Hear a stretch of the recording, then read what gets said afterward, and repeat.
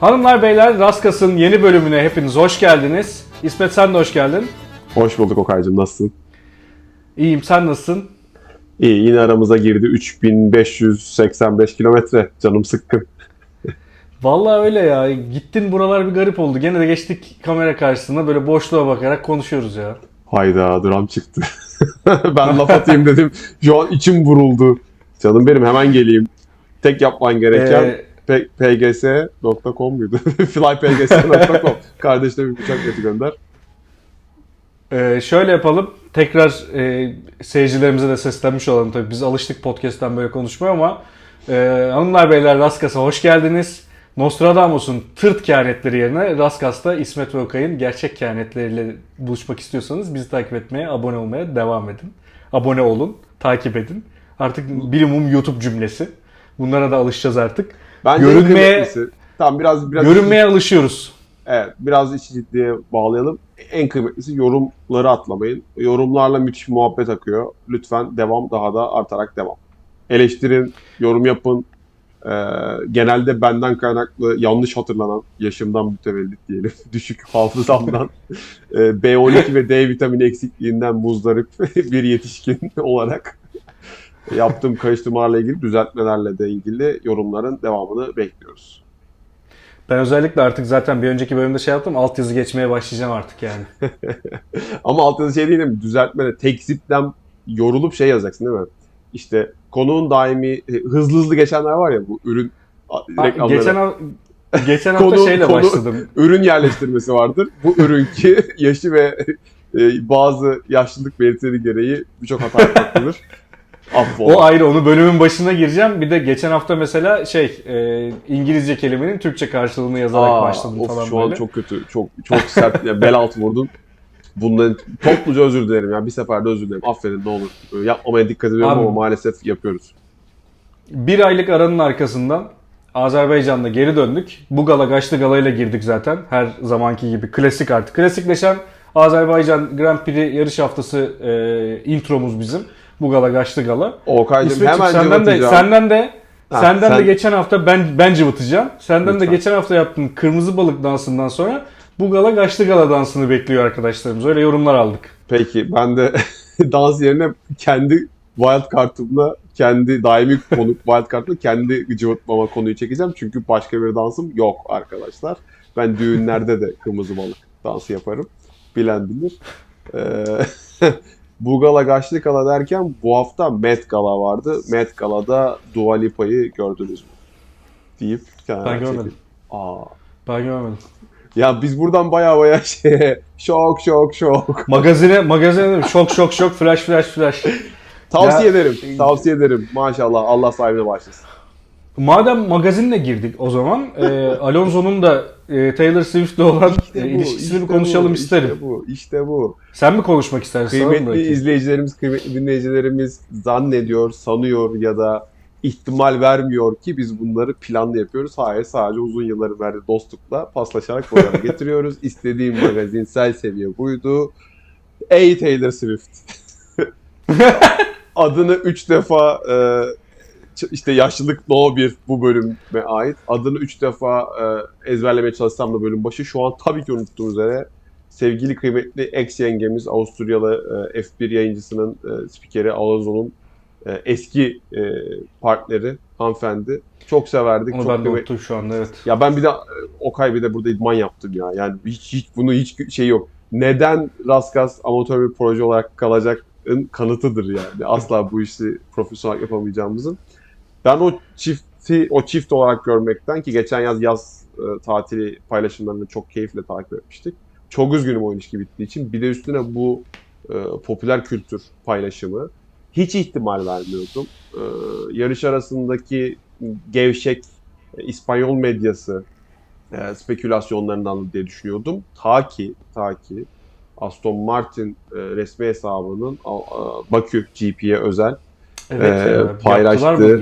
Bunu yaptılar yani, içeri şehrin surları olan kale bölgesindeki burç üzerinde Peroni reklamında Alonso'nun yanına bir Taylor Swift çizip koydular.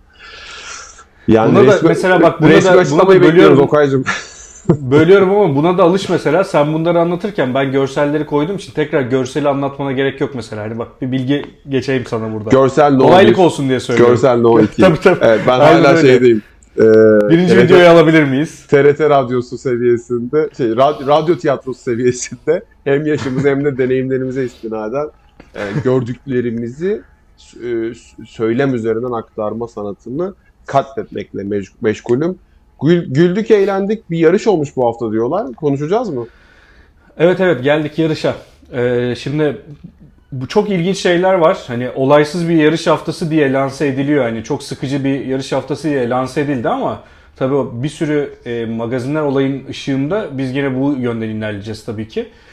Şimdi teknik olarak yarışı yorumlamamız gereken kısımlar var tabii ki. Bunlardan bir tanesi yarışın işte dediğim gibi sıkıcı olmasıyla ilgili olan kısım. Yani geçişin az olduğu ile ilgili bir yorum var. Bununla ilgili F1 pilotlarının genel yorumu ve tabii bizim de öyle. DRS bölgelerinin kısaltılması. Yani 2 kilometrelik uzun bir düzlüğün arkasına da DRS alanlarının kısaltılması biraz pilotların işini zorlaştırdı. Yani ne kadar bize bu vaat edilmemiş olsa da şu anda genel cadde pistlerinin yapısı itibariyle Azerbaycan'ı farklı kılan şey bu uzun düzlük ve Evet. DRS bölgeleriydi. Dolayısıyla burada işin rengini değiştiren biraz da bu oldu. Tabii yarışçılar hala güvenli yarışmaya gayret ediyorlar. Bununla beraber bu hafta sonu aslına bakarsan 4 tane şey oldu. Yani 4 tane yarış nesi derler ona? 4 tane rekabetçi mevzu vardı. Yani 2 sıralama turu, 2 yarış vardı aslına bakarsan. Yani bunun artık bir eğlence sektörü etkinliği olduğunu acı çekerek kabul edelim ve etkinlik Kesinlikle diyelim ona. öyle. 4 tane etkinlik vardı. Event İngilizcesi, Türkçesi. Bak artık Türkçesini kendim de paylaşıyorum.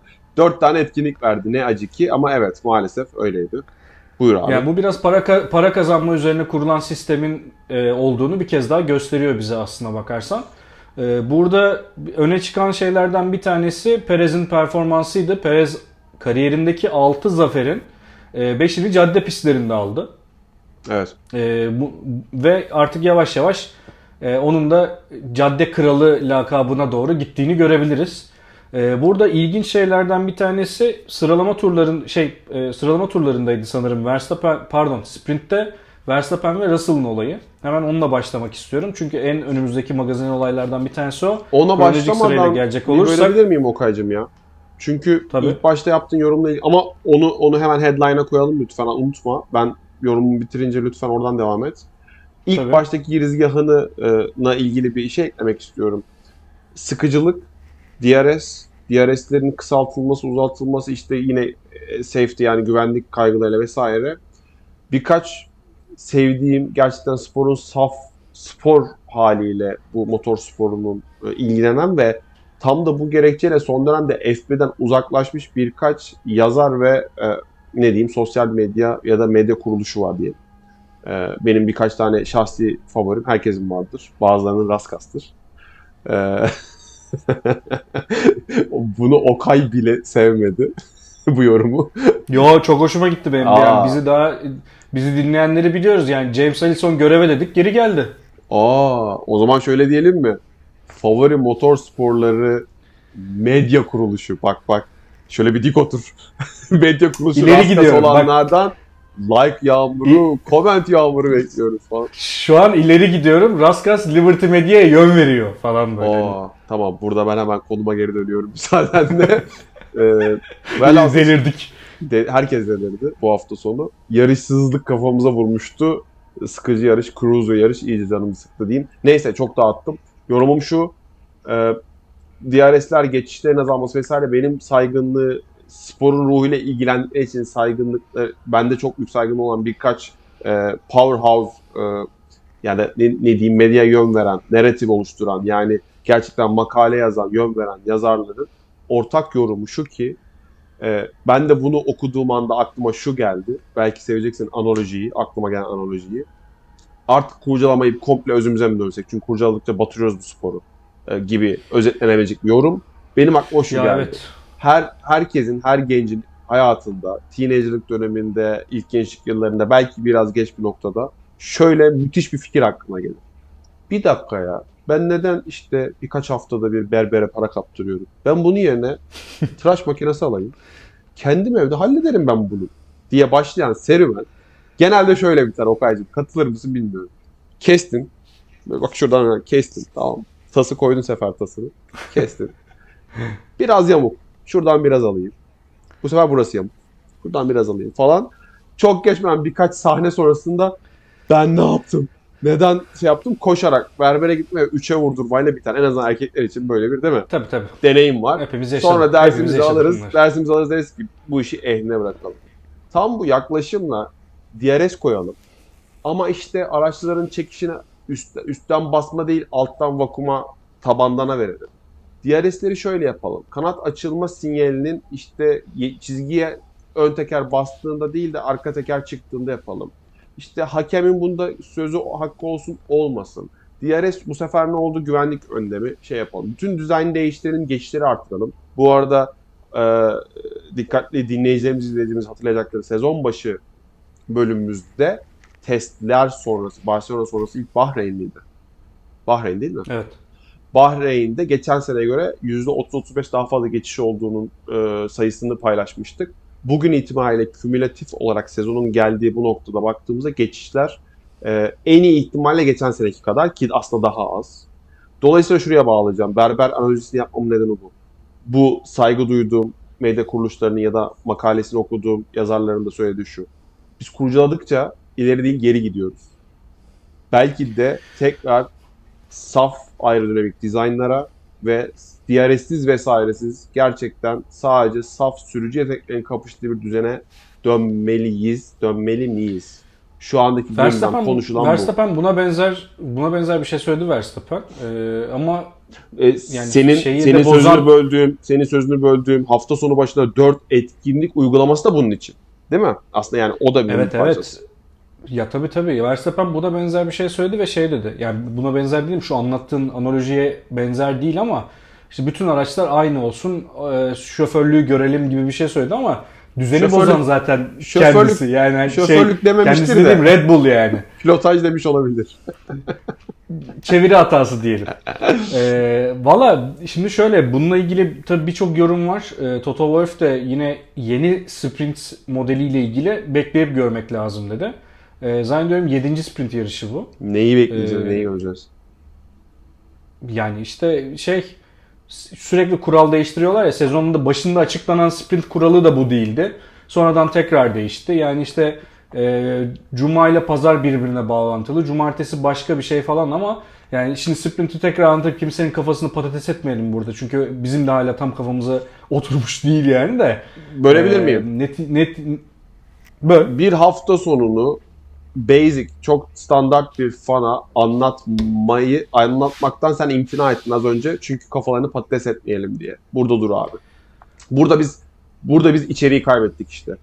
Ya biz sürüş, hız, tutku, adrenalin peşindeyiz değil mi? Geçişin peşindeyiz. Sadece bir hafta sonunun bilir misin? Seninle de konuşurduk. İşte bizim bir ara şeyimiz hem benim işte bu İngiltere muhabbetinden Gökhan'ın özel ortak arkadaşımız, sevdiğimiz kardeşimiz Gökhan'ın özel ilgisinden rugby. Rugby Türkiye'de niye akıllarda oturmuyor? Bizim alışkanlığımız olan futbolla kurallarının bir iki tezat noktası var. O yüzden bir ısınamadık. Yani sen ben değil. Türkiye olarak değil mi? Rugby bir oturmadı kafamıza. O yüzden rugby bizde bir tutmadı. Abi aynı şey. Fanbase genişledi vesaire diye konuşurken bu kadar komplikeleştikçe insanları kaybediyoruz. Basitlik her türlü herkes için faydalıdır. Çok komplike oluyor. Çok yorucu hale geliyor. Takip etmek yorucu hale geliyor. Bunca emekten sonra aldığın ne? Cruise eden iki araba önde. Takım emrine istinaden ya da stratejiye istinaden bir farklılık olacak mı onu görüyoruz. Valla öyle tabii de işte konudan çok uzaklaştık. Geri dönelim istersen bu arada. Bayağı çıktık dışına çünkü. Yani neticede toparlarsak özü itibariyle biz o saf yarışı istiyoruz evet. Ama bir şekilde hani daha fazla mı olsun, daha az mı olsun, sprint mi ekleyelim, başka bir yol mu deneyelim kısmı. Yani işin içine dediğimiz gibi para girdikçe bu denklemler sürekli değişecek. Bunu hep göreceğiz yani maalesef. Dedikodu tarafına geri dönüyorum. Çünkü bizim sevdiğimiz yanlardan bir tanesi de dedikodu. Ee, Russell'la Max'ın arasındaki olaya tekrar dönüyorum sprintte. Evet. Verstappen bununla ilgili Russell'la şey yaptı ama yani bir serzenişte bulundu. Hatta arkasından da bir argo kelimeyle Russell'ı gönderdi ve bizim yani sporda bunu çok görmek istemediğimiz şeylerden bir tanesi bu arada bu. Ama Verstappen bizim daha önce söylediğimiz hep işte Helmut Marko Verstappen'e zarar veriyor, Horner toparlamaya çalışıyor. İşte babası zarar veriyor. Max hiçbir şey yapmasa bunlardan zarar görüyor dedik. Artık Max kendi kendine de zarar vermeye başladı bir yerde. Ama bu yani neden oluyor artık o da ucunu kaçırmış durumda gibi gözüküyor.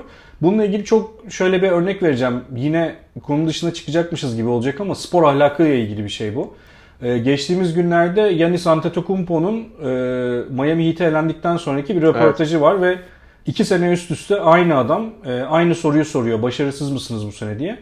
Aşırı sinirlenerek inanılmaz sakin şekilde çok güzel 2 örnekle açıklayan bir cevap veriyor. Başarısızlık nedir ve kim başarısızdır? Michael Jordan başarısız mıdır gibi çok güzel bir örnek veriyor. Yani bu gerçekten bu... izlenmesi gereken, örnek alınması gereken, genç sporcular tarafından örnek alınması gereken bir tavır ve konuşma. Yani iyi atlet değil, iyi sporcu olmanın ne demek olduğunu anlatan bu yeni yetmelere özellikle bir video. Kesinlikle izlemenizi tavsiye ediyorum ve Max'ın da bu çizgiye geri dönmesini bekliyoruz. Çünkü bizim sporda gördüğümüz şampiyonlar bu çizgide ilerleyen, skandalları olan ama insana gösterdiği değeri de gördüğümüz sporcular ve şampiyonlar. O yüzden bence önemli olan şeylerden bir tanesi bu. Buna geri dönmesi gerekiyor Max'ın bence. Bilmiyorum katılıyor musun bana? Sevgili izleyicilerimiz, Okay'ın bu konuda bu kadar sinirli olduğunu ben de bilmiyordum. Ama Okay anlatırken inanın o anki sinirim katlandı. Şöyle ki öncelikle bu arada şöyle çok pardon bölüyorum. Bu sadece Max'a karşı olan bir sinir değil bende. Yeni yetme sporculara yani böyle hani genç yaşta parayı bulup bir anda şirazesini kaybeden sporculara bu özellikle. Yani sadece bizim ülkemizde de değil. Bu dünyanın bütün yerindeki sporcularla ilgili bir sorun bu. Ben toparlama göre göreyim müsaadenle. Yeni yetme derken de yaşla da ilgili aslında bence bu değil. Duruşu başarıyla değişenler diyelim bence. Gel böyle toparlayalım. Tabii. Çünkü Max'ı biz niye takdir ettik? Geçen sezon, önceki sezon. Tarihin en büyük dominasyonuna bayrak açtığı için bir. İki, az önce senin andığın takım içi rağmenlere rağmen, zarar verenlere rağmen, ailesinin içinden, rol modelinden zarar verenlere rağmen başarısından dolayı takdir ettik. Bu imaj biraz evet çirkin oldu. Senin anlatımın üzerine şöyle bir hızlıca düşündüm. Evet, ben de şu an daha sinirliyim. Şöyle bir saçma bir şey yaptım az önce. Bence Antetokounmpo'nun o röportajını şurada bir yere koy. Arkadaşlar izlesin. Çünkü dediğin gibi oradaki o ilgili manipülatif soruyu soran, tahrike yöneli soruyu soran gazetecinin de sorusu senin dediğin gibi bu başarısızlığı neye bağlıyorsunuz demedi. Çok daha çirkin bir şekilde bu bir başarısızlıktır, nasıl açıklıyorsunuz dedi. Bunun bir başarısızlık olduğunun argümanına kendisi karar vermiş. Antetokounmpo'ya o argümanı sattı ve açıkla dedi. Çok çirkin, yani bunu çok ucuz hareketler. O yüzden müthiş, bunu göğsünü yumuşatıp o anda sinirini kontrol edip profesyonelliğin sınırlarının içerisinde müthiş bir cevap verdi. Müthiş bir örnek. Max'ın da bizi bu kadar rahatsız eden hareketi şu. Russell'ı bekledi ki Horner da açıklama yaptı. Bu gördüğüm durumda diyeyim. En mutlu olduğum şey George'un kaskını çıkarmamış olması. George kaskını çıkarsaydı daha tatlı şeyler olabilirdi. Çünkü Max gerçekten çok aprofesyonel bir çıkışta bulundu. Kendisinin adrenali ve kontrolsüzlüğüyle face to face, yani yüz yüze, göz göze Russell'da kendini kaybetse çok tatlı şeyler görebilirdik. O kask hem psikolojik hem meta olarak bir bariyer. Horner da bunu vurguladı. Max'in hareketindeki en çirkin şey de isyan edebilirsin, adrenalin hepsi okey. Russell'a hesap sorarken buralar benim mekanım, adamım, sen hayırdır bana nasıl temasla bulunursun gibi çıkışı olabilir. Herkes yaptı tarih boyunca. Okey. Ta ki Russell en çok kendi yaptı. En çok kendi yaptı oraya zaten. geleceğim işte. Zaten O zaman İngilizceden yine müsaade et, örnek vereyim, antipatik olayım. Max takes his own medicine diyorlar burada. Max kendi ilacı ona verildi deniyor. Yani o kendi hareketi ona yapıldığında sinirlendi deniyor. Zaten sorun burada. Onun başarı merdivenlerini tırmanırken birçok kez Senna'dan örnek aldığını söyledi ki bizim biraz şerh koyduğumuz, tam o değil Senna'nın yaptığı dediğimiz o cüretkarlıkla teması, kazayı göze alarak hamleleri tam bu değil. Son söyleyeceğim şuydu. Çıkışı yaptın. Bak hepsi okey. George sırtını dönüp giderken o dediğin hakareti, o küfrü. Küfür diyelim, o hakaret. Zaten küfür. o bu arada yani hesap sormasında hiçbir problem yok. Giderken küfür etmeyeceksin. Yani evet. Ve bak İşte. anlık diyebiliriz. Taraftar arkadaşlarımız anlık adrenalin, siz neden bahsediyorsunuz? Bu adamlar 220 nabızla orada. Neden bahsediyorsun diyebilir. Hayır, anlık değil. Max arabadan ineli 7-8 dakika olmuş. Hususi bekliyor. Tabii. Tartılmış falan. O sırada cümlelerini kafasından tekrar etmesi için çok yeterli vakti var. Kelimelerini seçmesi için. Hoş olmadı diyelim. Ya evet, işte biz de paşam gibi sporcunun zeki, çevik ve ahlaklısını severiz deyip bu konuyu da kapatıyorum. Şimdi tabii Max konusundan çıkamıyoruz maalesef. Çünkü benim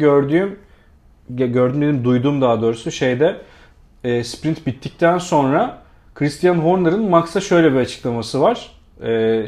Kulaklıktan. O böyle şeyler olabilir. Problem değil. Daha işte yolumuz uzun falan gibi. Hani ama yani Perez'i sanki geri koyan bir açıklama var orada. Yani buna takılma, böyle olacak diye bir şey yok, böyle devam etmeyebilir falan gibi bir açıklama var. Üstüne Helmut Marko'nun şöyle bir açıklaması var. Henüz takım emirleri için çok erken. İkisi de şu anda kafa kafaya gidiyor ve daha 19 yarış var. Perez'in bir açıklaması var. Yine daha yarış bittikten sonra şu anda hani olayın içindeyiz diye. Ama bu anons sanki değil, takıma değil, yarış mühendisiyle arasındaki bir konuşma gibi. Yani Perez şampiyon olmak istiyor, dile getiremiyor. Ama olayın içinde ve öyle devam ediyor. Sadece bekleme yapacağım, getirdi Max yönünde bir açıklamalar var. Ha, dile getirdi ve geri aldı falan. Hani o ayrı bir şey de. Yo, bu hafta yeni. Şampiyon olmak istemesem bu işin içinde ne işim var? Ki bunca yıldan sonra gibi bu hafta açıkladılar. Yani yok, sana katılıyorum. Red Bull bu işi halen elit seviyede performansına yaraşır bir şekilde yönetemiyor diyelim. Evet abi, yani böyle gibi, yani Max'a böyle aksilikler olur. Devam et deyip böyle pışpışlayıp devam etmesin yani. Hani senin 2 tane pilotun var, ikisi de şu anda sezonu önde bitirecek gibi zaten. Hani herhangi bir aksilik veya birileri saçma sapan bir geliştirme yapmazsa böyle devam edecek. Dolayısıyla hani bu biraz, yani bunu salmaları gerekiyor artık. Yani çünkü yine bu şekilde spora zarar verecekler ve yani taraftar kaybedecekler bu arada. İşin açığı. Evet. Peki baskın basanın mıdır? Baskın her zaman basanıdır. Hamilton'ın açıklaması duymuşsundur. Carlos önümü kesti, daha fazla puanlar kazabilirdik Carlos olmasaydı dedi. Şimdi birisi birinin önünü mü geçer yoksa diğeri önündekini geçemez mi? Yani şimdi şöyle bir durum var orada.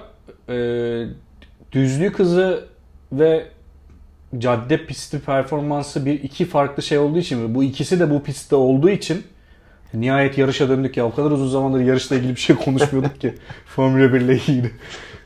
Dolayısıyla burada yani şimdi bunu geçtiğimiz sene değil, ondan önceki sene görmüştük yanlış hatırlamıyorsam. Mercedes pistin iç kısmında, yani sahil tarafında değil, iç kısımda Red Bull'la arayı 0.4 saniyeye kadar getirip DRS'i yakaladıktan sonra 2 kilometrelik düzlüğe çıktığında farkın 0.9 saniye çıkmasını görmüştük 2 sene evvel.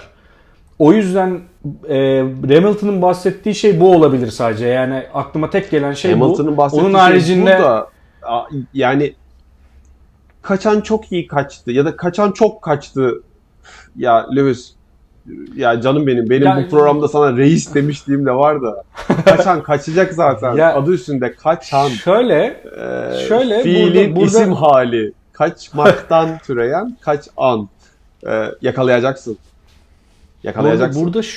burada şu gün geçmiyor ki bir aksilik daha olmasın. Kamerada yaşanan bir aksaklıktan dolayı kısaca böyle geçiş yapmak zorunda kaldım. Tekrar cümleme devam edeyim. Burada şu var. Mercedes fanları geçen sene yarış kazandıktan sonra beklenti yükseldi. Tekrar aşağı düştü.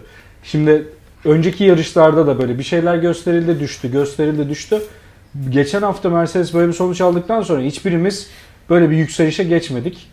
Dolayısıyla buradaki sıkıntı zaten Mercedes'in bir düzlük hızının olmadığını bildiğimiz için hiçbir şekilde Mercedes'ten bir şey beklemiyorduk biz fan base olarak. Dolayısıyla yani Mercedes fanı olarak söylemiyorum. Fan base olarak söylüyorum bunu. Yanlış anlaşılmasın. Dolayısıyla ben bir şey beklemiyordum. Hamilton da her seferinde böyle bir beklentiye giriyor. Ama beklendiği gibi olmuyor işler ne yazık ki. Dolayısıyla bu Ya özellikle sosyal medya yönetimine çok değer verdiği için bu karavandan çalışırken gece geç saatte laptopta data analiz ederken falan bilmem ne fanlarda çok büyük beklenti oluşturmak da biraz onların hatası bence. evet.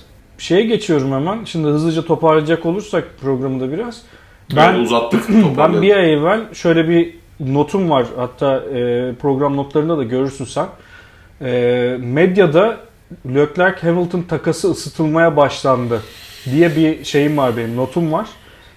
Bunu ısıtmaya başladılar diye not almışım ben. Şu anda da Leclerc'in Mercedes'e geçişi Hamilton sonrası konuşuluyor. Toto Wolff bunu yalanlamadı. Hatta planlarımız arasında seçeneklerimiz arasında var dedi. Ve ama şu anda sadece hızlı bir geçiş olarak böyle bir planımız yok diye söyledi. Bu muhtemelen Leclerc'in Spotify'da çıkarttığı şarkıdan kaynaklı olabilir mi? Sana bırakayım burada. Şarkı Çok güzel bağladım. ya Bak da bence çok ince Spotify- geçtim böyle yani. O zaman ben de başka bir yere bağlayayım. Teşekkür ederim kardeşim bu hızlı ve yumuşak geçiş için.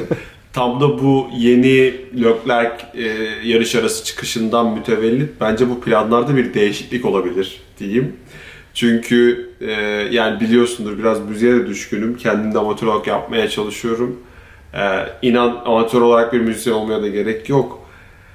Çok keyifsiz bir parça olduğunu. Tatsız. Yani en son dişçiye gittiğimde bekleme odasında daha kaliteli bir müzik dinlemiştim diyeyim.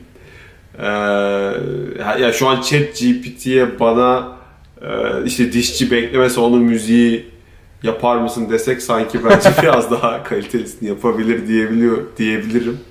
Talihsiz oldu deyip bilmiyorum nereye bağlayayım. Şuraya bağlayayım. Güzel. Hafta sonunun bence highlight'ı. Yarışın sıkıcılığına da buradan dem vurup toparlayalım. Sevgili dostumuz bir selam da bu sefer ben çakayım be Okay. Hep sen çakıyorsun. Tabii ki. Sevgili dostumuz Mali Selışık hafta sonu yarışı anlatırken cumartesi günkü yayında sanırım. Çünkü o zaman tabii ki cuma günkü yayında daha pol gelmemişti. Evet. Charles'tan. Charles'ın bu Spotify'da yayınladığı ya da işte sosyal medyada yayınladığı kaydı üzerine şöyle bir yorum yaptı. Şu an dedi dünya işte billboardlarında ya da işte dinlenme listelerinde 6. sıraya kadar yükseldi. Şu ana kadar Leclerc'in bu sezon gösterdiği en iyi performans diye bir cümle kurdu canlı yayında. Gerçekten benim Çok için da şakaymış bir bu arada Formula 1 ama izleyicisi için evet, üstüne hafta pol sonu aldı. highlight'ıydı, en yüksek anıydı. üst İşte evet ya ama şakanın dozlusu ve zamanlısı. Doğru zamanlısı kıymetli de çok güzel bir zamanlamaydı. O şakayı gerçekten yapabileceği son anda yaptı. Ayrıca da takdir ederiz, tebrik ederiz. Selamlar. Vallahi güzel bir hafta sonunu geride bıraktık. Haftaya Miami'ye gidiyoruz. Amerika yarışı var. Ve Amerika yarışında ben bilmiyorum bu sene hiç böyle bir net bir kehanette bulunmadık ama ben sezonun geneline, geri kalanına şöyle bir kehanette bulunmak istiyorum. Daha önce bunu konuştuk mu hatırlamıyorum inan. Ama şöyle bir kehanetim var. Bunu da böyle şok şeklinde verebilirim buraya belki. Ben bu sezon Haas'ın bir podyum alacağına dair bir kehanette bulunmak istiyorum. Sert. Yani sezon başı bunu yapmak çok kolay bir kehanette bulunmak ama şu an tek kelimeyle sert. Bilmiyorum, bizde böyle. Raskas'ta böyle işler. Ofis izleyicileri bilir That's what she said deyip çirkin bir şaka yapayım. Neyse çok dağıttık, Evet, toparlayalım. Ben bu kehaneti üzerine yorum gerçekten yapma yetkinliğinde, bilgisinde, deneyiminde ve idrakında değilim. Uzun zamandır bu kadar dağıtmıyorduk konuyu. Onun için de kusura bakmayın ama bir aylık yarış sonrasında biraz zor oldu geri dönmek bizim için de. Ama ama yine söylüyoruz. Nostradamus'un tırt kehanetleri yerine Raskas'ta gerçek kehanetleri için bizi takip etmeye devam edin. Abone olmayı unutmayın. Yorumlara da sizi bekliyoruz. Böyle değil mi? Bir de yorumlara da sizi bekliyoruz. Görüşmek üzere. Sevgiler.